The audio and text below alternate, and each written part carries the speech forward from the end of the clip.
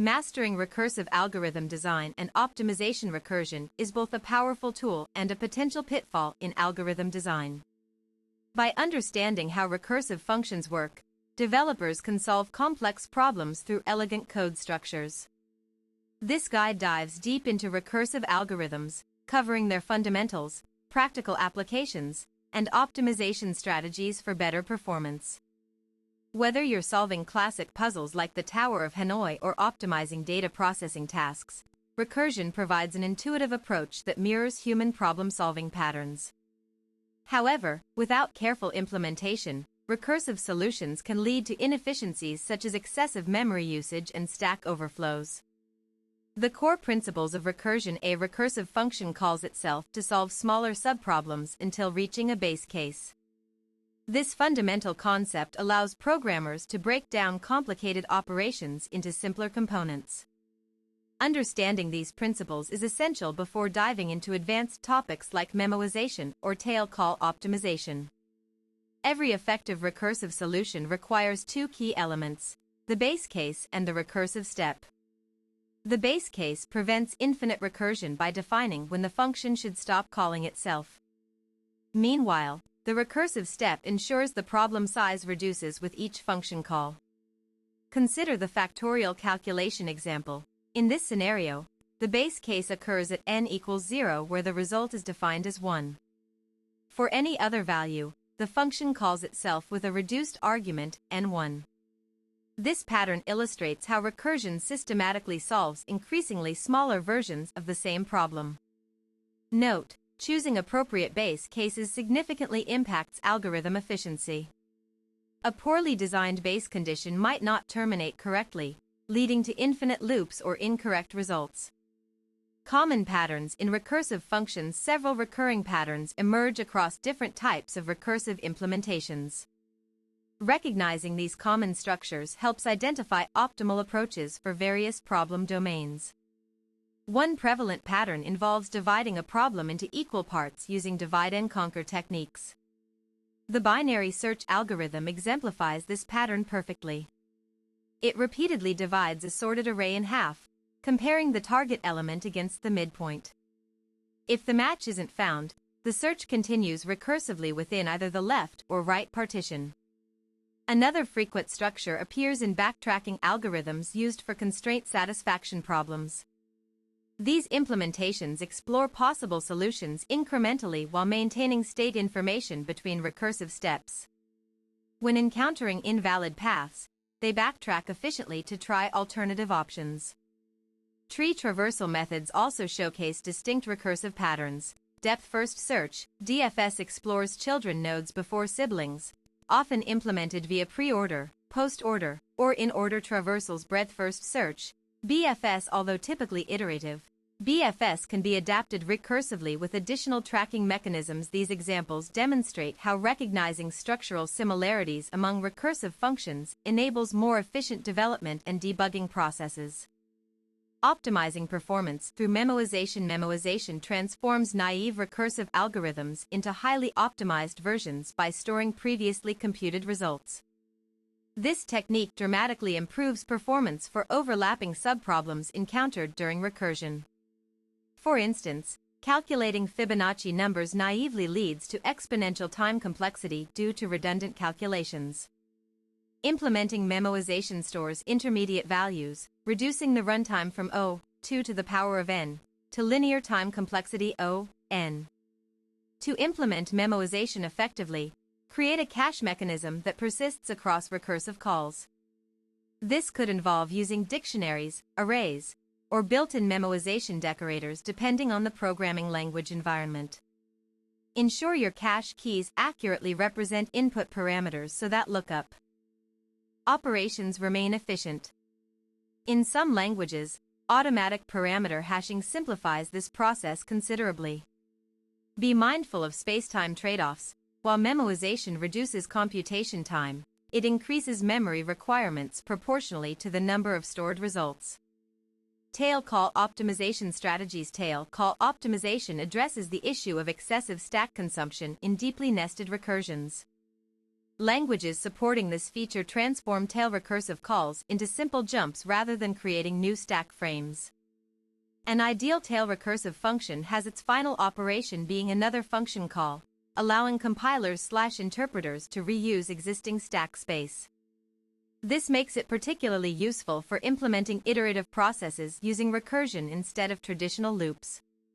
Let's examine a standard factorial implementation versus its tail recursive version. The conventional approach multiplies current value with the result of the recursive call, requiring temporary storage for intermediate results. In contrast, the tail recursive variant uses an accumulator variable to maintain running totals without needing extra stack depth. Languages like Erlang automatically optimize tail calls, making them suitable for long-running server-side applications.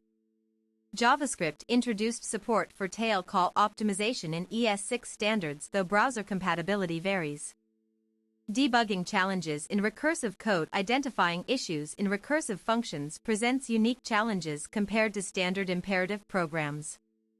Tracking execution flow becomes difficult as control passes through multiple layers of function invocations simultaneously. One common mistake is missing or incorrectly defining base cases. Without properly terminating conditions, even small inputs can cause infinite recursion, leading to stack overflow errors or program crashes. Memory leaks may occur when recursive functions fail to release resources after completing their tasks. This is especially problematic in environments with limited stack sizes or strict garbage collection policies. Use logging strategically to trace function entry and exit points.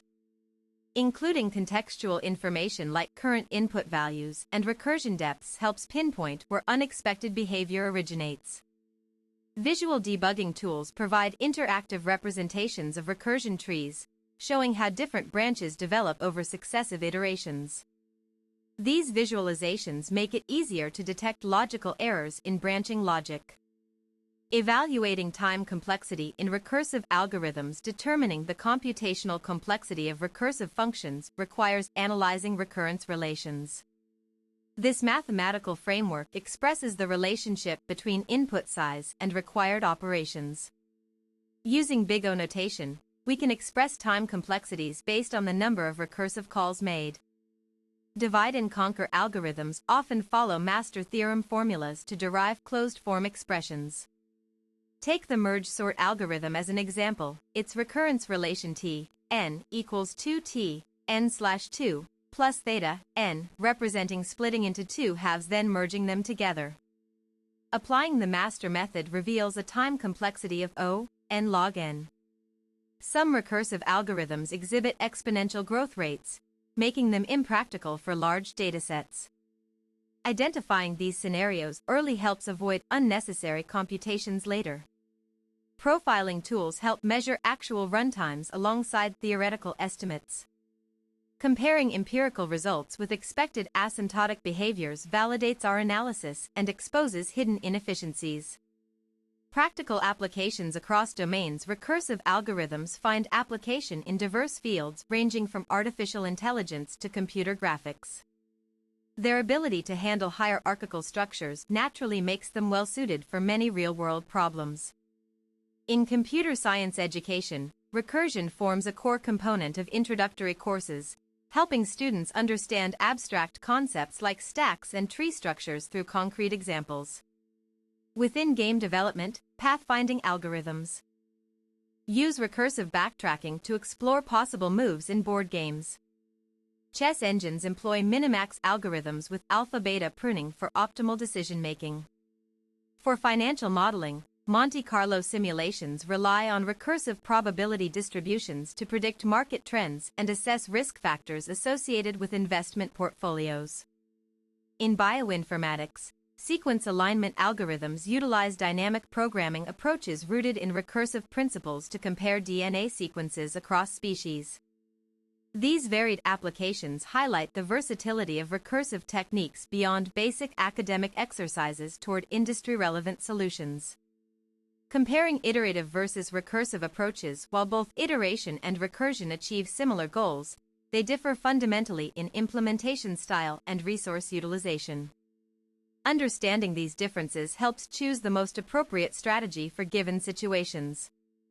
Iterative approaches generally consume less memory since they don't require maintaining separate call stacks. They tend to execute faster due to reduced overhead from function call management. However, certain problems become much clearer and more straightforward when expressed recursively. For example, parsing nested JSON structures often benefits from recursive descent parsers that mirror the data hierarchy naturally. Selecting between these paradigms depends on several factors including problem constraints, available resources, and developer familiarity with both methodologies. Hybrid solutions combining elements of both approaches sometimes yield the best outcomes. Using recursion for high-level decomposition while handling low-level operations iteratively optimizes overall system performance. Fundamental limitations and considerations. No matter how elegantly crafted, recursive algorithms face inherent limitations that restrict their applicability in certain contexts. Being aware of these boundaries ensures responsible usage within appropriate scenarios. The primary concern remains stack overflow risks. Deeply nested recursions eventually exceed available stack space, causing program termination. This limitation applies universally regardless of implementation language or platform. Sometimes rewriting recursive algorithms as explicit loops offers better reliability for critical systems where failure tolerance is paramount. Such conversions preserve functionality while improving stability characteristics. Performance considerations also play significant roles.